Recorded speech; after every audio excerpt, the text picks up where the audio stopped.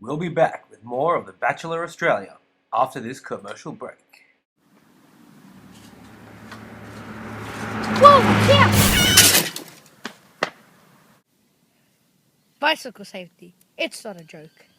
Don't drive if you're not going to revive. Check yourself before you wreck yourself is my motto when I'm driving on my bike. I don't want this to be like any other advertisement.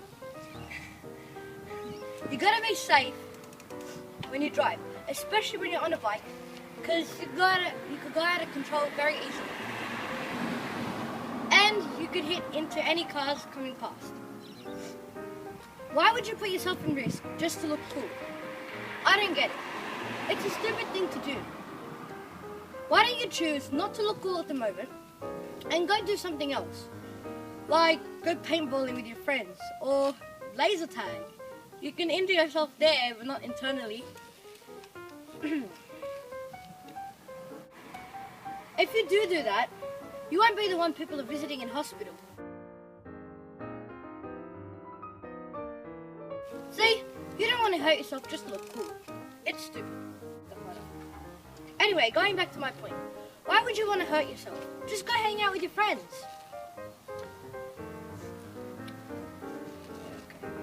See? Isn't that better? I know there's a lot of bike rules and you can't remember them all and you forgot them and you're not bothered. They're all excuses we hear every day. But how about try remembering them sometimes? Just use your common sense, you know? Don't try and look cool. For God's sakes, just use your common sense.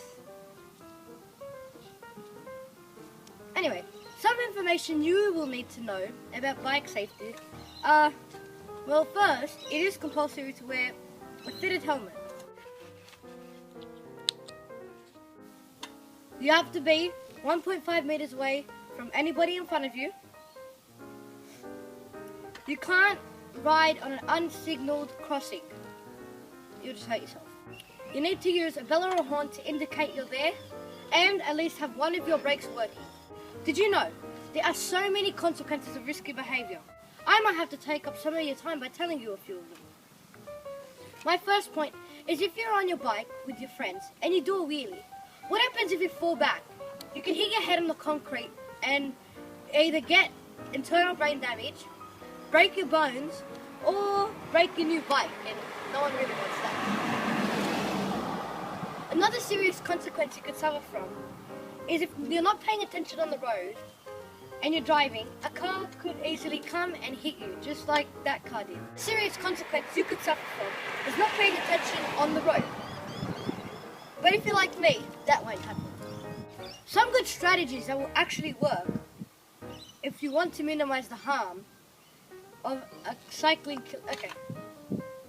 Some good strategies that will actually work to minimize harm of cycling accidents are to stay on the left when you're driving, and if you want to overtake, go to your right lane and overtake the car. If you are crossing the road, look right and left before crossing. Another tip is, if you prefer to drive off the road, don't speed, because if there is a helpless old lady down the road and you don't have time to brake, what's going to happen? You'll hurt the poor old lady. She had 24 hours to live. Okay, I know you're going to hate this, but here comes the boring old facts. Yay! No, not really.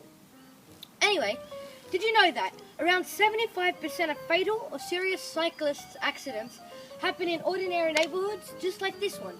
Okay, anyway, 80% happen in daylight, and almost 1/4 of cyclists that are killed or injured were children.